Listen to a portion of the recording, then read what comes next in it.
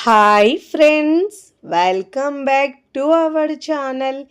ఈరోజు మన కిచెన్లో శనగపిండి లేకుండా కరకరలాడి క్రిస్పీగా ఉండే సన్నకార పూసను పర్ఫెక్ట్గా ఎలా చేయాలో చూపించబోతున్నానండి. ఇలా చేసి పెడితే పిల్లలు పెద్దలు కూడా చాలా ఇష్టంగా తింటారండి. పిండి వంటల్లో ఒకటైన ఈ సన్నకార పూస చాలా తక్కువ టైంలో పర్ఫెక్ట్గా చేసుకోవచ్చండి. ఆయిల్ కూడా ఎక్కువ పీల్చవండి. పొట్టకు హెవీగా అస్సలు అనిపించదండి. పిల్లలకు ఇలా హాలిడేస్ ఉన్నప్పుడు చేసి పెట్టండి. అప్పటికప్పుడు చాలా తక్కువ టైంలో చేసుకోవచ్చండి. టేస్ట్ అయితే చాలా చాలా బాగుంటుందండి. ఒక్కసారి ఇలా చేసి పెడితే మళ్ళీ మళ్ళీ కావాలి అంటారండి, అంత క్రిస్పీగా ఉంటాయి. ఇక్కడ నేను 2 రకాల కారపూసలు చూపిస్తున్నానండి శనగపిండి లేకుండా. మరి ఏమాత్రం ఆలస్యం చేయకుండా కారపూసను ఎలా చేయాలో చూద్దాం రండి. ఇక్కడ నేను ఒక పెద్ద గిన్నె తీసుకోవాలండి. దాంట్లో నేను 2 కప్పుల బియ్యపిండి తీసుకుంటున్నానండి. ఈ బియ్యపిండిలో నేను ఏమేం కలిపానో ఇప్పుడు చూపిస్తానండి. ఇక్కడ నేను 2 కప్పుల బియ్యపిండి తీసుకున్నానండి. ఇలా మిల్లుకు బియ్యపిండి పట్టించి నేను రెడీగా పెట్టుకుంటానండి. పిల్లలకు ఎప్పుడు కావాలంటే అప్పుడు ఇలా స్నాక్స్లు చేసి పెట్టుకుంటానండి. 1 గ్లాసు మినపగుళ్ళు తీసుకుంటే 1/2 గ్లాసు పెసరపప్పు వేసుకోవాలండి. 5 గ్లాసుల బియ్యపిండి వేసుకోవాలి. బియ్యం వేసుకొని ఇలా మనము కాస్త వేయించుకొని మిల్లుకు పట్టించుకోవాలండి. చాలా టేస్టీగా ఉంటుందండి సన్నకార పూస అయితే. దీంతో లావుగా ఉన్న కారపూస అయినా తీసుకోవచ్చండి. ఇక్కడ నేను 2 కప్పులు తీసుకున్నాను. 1/2 టీ స్పూన్ కారం వేసుకోవాలండి. ఇప్పుడు దీంట్లో రుచికి సరిపోయినంత ఉప్పు వేసుకోవాలండి. చాలా తక్కువ ఇంగ్రీడియంట్స్తో ఈ సన్నకార పూస చాలా ఈజీగా చేసుకోవచ్చండి. 1 టీ స్పూన్ దాకా వాము తీసుకొని కాస్త కచ్చపచ్చగా దంచుకోవాలండి. ఎందుకంటే సన్నకార పూసలో మనం సన్నకార పూస ఒత్తేటప్పుడు కాస్త టైట్గా అనిపిస్తుంది, మధ్యలో ఆపినట్టు అవుతుందని. అందుకే నేను ఇలా కాస్త దంచి తీసుకున్నానండి. అప్పుడు మంచి ఫ్లేవర్ కూడా వస్తుంది ఇలా వేసుకోవడం వల్ల. ఇప్పుడు అన్ని ఇంగ్రీడియంట్స్ని బాగా మిక్స్ చేసుకోవాలండి. ఇప్పుడు నేను 1 టేబుల్ స్పూన్ దాకా బటర్ వేసుకుంటున్నానండి. బటర్ వేయకపోయినా కూడా చాలా టేస్టీగా ఉంటాయండి. ఒకవేళ లేకపోయినా స్కిప్ అయినా చేసుకోవచ్చు. కావాలంటే మీరు దీని ప్లేస్లో 1 టీ స్పూన్ వేడి ఆయిల్ అయినా వేసుకోవచ్చండి. ఇప్పుడు ఇలా నేను బటర్ వేసుకొని ఇలా పిండిలో బాగా మిక్స్ చేసుకోవాలండి, రబ్ చేసినట్టు. ఫస్ట్ టైం నా ఛానల్ చూస్తున్న వాళ్ళు ప్లీజ్ నా ఛానల్ని సబ్స్క్రైబ్ చేసుకోండి, లైక్ చేయండి, పక్కనున్న బెల్ ఐకాన్ని ప్రెస్ చేయండి. ఇలా ప్రెస్ చేయడం వల్ల నేను పెట్టే వీడియో నోటిఫికేషన్ ముందుగా మీ హోమ్ పేజ్కి వస్తాయండి. ఇలా పిండిలో బాగా మిక్స్ చేసుకున్న తర్వాత వాటర్ కొద్దిగా వేస్తూ పిండిని బాగా మిక్స్ చేసుకోవాలండి. ఇక్కడ వేడి వాటర్ వేసే అవసరం ఉండదండి. చల్ల నీళ్ళతోనే, నార్మల్గా ఉండే వాటర్తోనే పిండిని మిక్స్ చేసుకోవాలి. ఇలా కొద్దిగా వాటర్ వేస్తూ పిండిని బాగా మిక్స్ చేసుకోవాలండి. చాలా గుల్లగా చాలా టేస్టీగా వస్తాయండి ఈ సన్నకార పూస అయితే. మీకు నచ్చిన షేప్లో మీరు మురుకుళ్ళు చేసుకోవచ్చండి. నేనైతే ఇక్కడ సన్నకార పూస చేస్తున్నానండి ఈరోజైతే.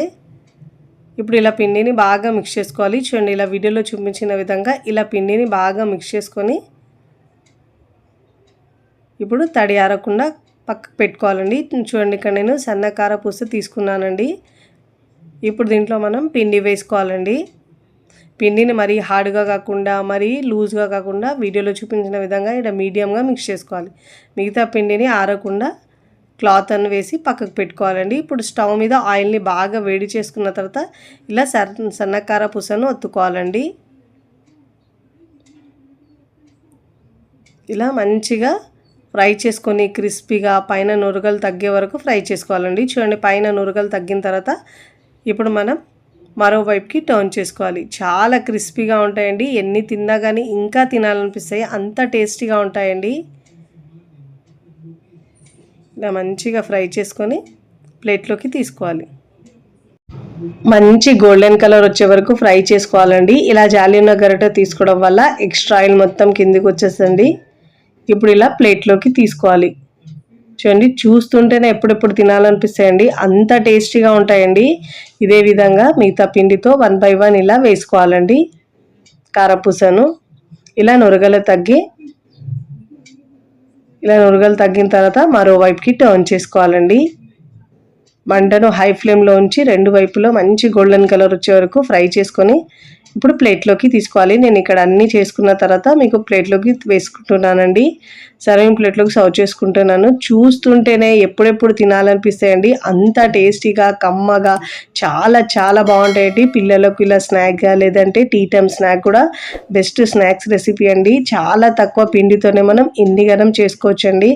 అంత టేస్టీగా ఉంటాయి. మీరు కూడా తప్పకుండా ఇలా పిండి రెడీ చేసి ఒక్కసారి ఇలా సన్నకార పూస ట్రై చేయండి. ట్రై చేసి ఎలా కుదిరిందో కామెంట్ ద్వారా తెలియజేయండి. ఇక్కడ మీకు తుంచి కూడా చూపిస్తాను, ఎంత క్రిస్పీగా గుల్లగా వచ్చినాయో. చాలా టేస్టీగా ఉంటాయండి.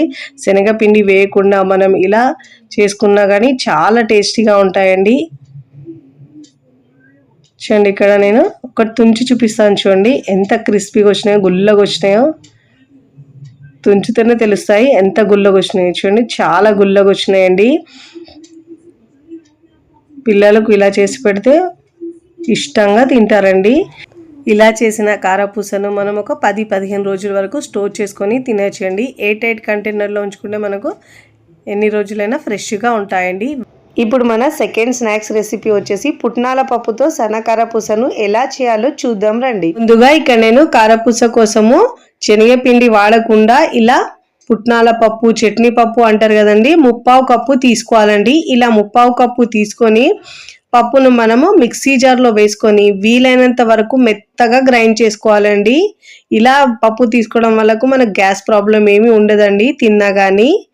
ఇలా మెత్తగా గ్రైండ్ చేసుకున్న తర్వాత ఇలా మనం జల్లించి తీసుకోవాలండి పిండిని. ఏమని గ్రైండ్ కానీ పాటేమో దీంట్లో వచ్చేస్తుందండి. ఇలా జల్లించి తీసుకోవడం వల్ల సన్నకార పూస కాస్త సన్నగా వేస్తాం కాబట్టి ఇలా జల్లించి తీసుకోవాలి. అప్పుడే మనకు చాలా టేస్టీగా వస్తుందండి.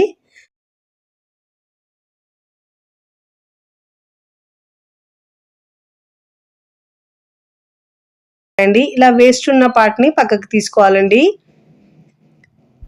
ఇక్కడ నేను పుట్నాల పప్పు 3/4 కప్పు తీసుకున్నాను కాబట్టి 3 కప్పుల బియ్యపిండి తీసుకోవాలండి. పొడి బియ్యపిండి తీసుకున్నానండి నేను. ఇంట్లో రెడీ చేసుకున్న పిండిను మీరు బయట కొన్న పిండి అయినా యూజ్ చేయొచ్చండి. 3/4 కప్పు పుట్నాల పప్పుకు మీరు 1 కప్పు అయినా వేసుకోవచ్చండి. 3 కప్పుల బియ్యపిండికి 1 కప్పు పుట్నాల పప్పు అయినా వేసుకోవచ్చు. ఇలా బియ్యపిండి కూడా వేసుకున్న తర్వాత ఇలా జల్లించి తీసుకోవాలండి. ఇలా జల్లించి తీసుకోవడం వల్ల మనకు మురుకులు చాలా గుల్లగా ఇంకా టేస్టీగా చాలా బాగా వస్తాయండి. ఇలా పిండిని జల్లించి తీసుకోవాలి.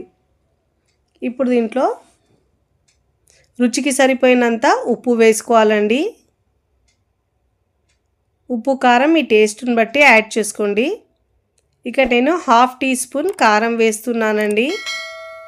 మీరు ఒకవేళ స్పైసీగా కాస్త తినాలంటే 1 టీ స్పూన్ దాకైనా వేసుకోవచ్చండి కారము. ఇప్పుడు దీంట్లో ఒక 1/2 టీ స్పూన్ దాకా పసుపు వేసుకోవాలండి మంచి కలర్ కోసము. ఇక్కడ నేను వాము ఒక 1/2 టీ స్పూన్ వామును ఇలా గ్రైండ్ చేసి వేసుకున్నానండి. పొడినైతే కారపూస సన్నగా ఉంటుంది కాబట్టి ఇలా గ్రైండ్ చేసి వేసుకోవాలండి. వాము ఫ్లేవర్ చాలా బాగుంటుంది దీంట్లో. ఇప్పుడు ఇలా పిండిలో బాగా మిక్స్ చేసుకోవాలండి.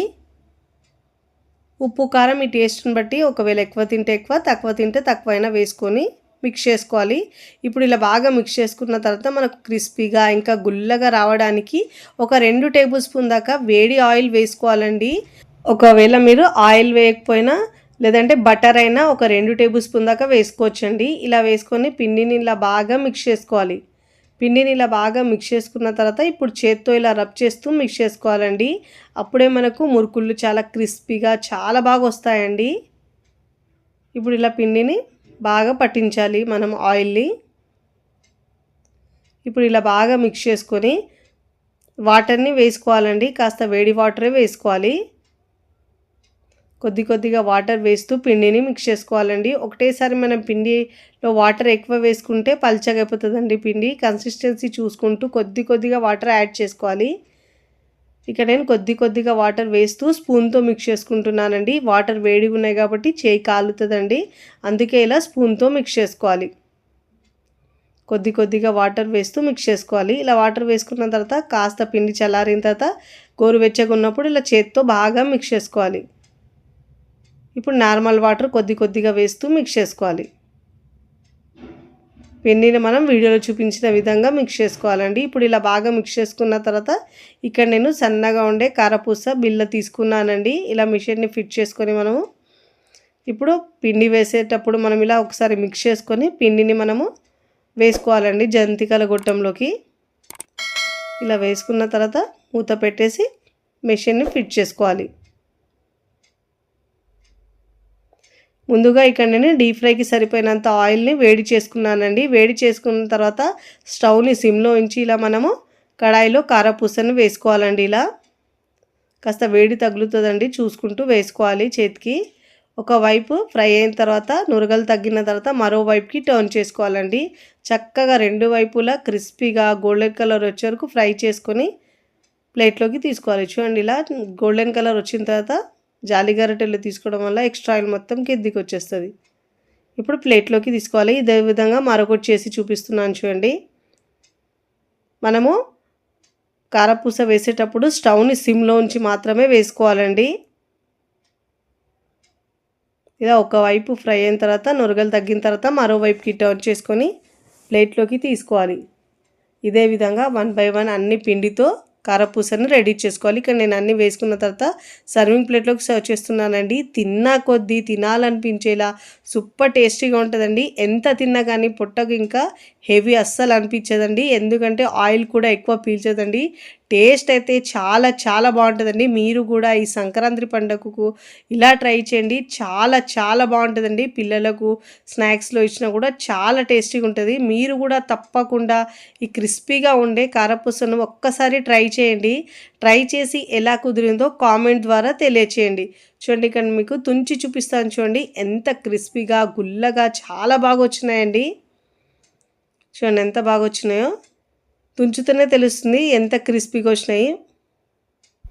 ఇలా చేసి పెట్టుకుంటే ఒక 15 to 20 డేస్ వరకు స్టోర్ చేసుకొని పెట్టుకోవచ్చండి. చాలా టేస్టీగా కమ్మగా ఉంటుందండి. పిల్లలకు స్నాక్స్ బాక్స్లో కట్టించేది, లేదంటే టీ టైం స్నాక్గా తీసుకున్నా కానీ బెస్ట్ స్నాక్స్ రెసిపీ అండి. చాలా చాలా టేస్టీగా ఉంటుంది. వీడియో నచ్చితే లైక్ చేయండి, ఫ్రెండ్స్ ఫ్యామిలీకి షేర్ చేయండి. మరికొన్ని టేస్టీ సింపుల్ క్విక్ రెసిపీస్ కోసం టీ కిచెన్ని సబ్స్క్రైబ్ చేసుకోండి. Thanks for watching.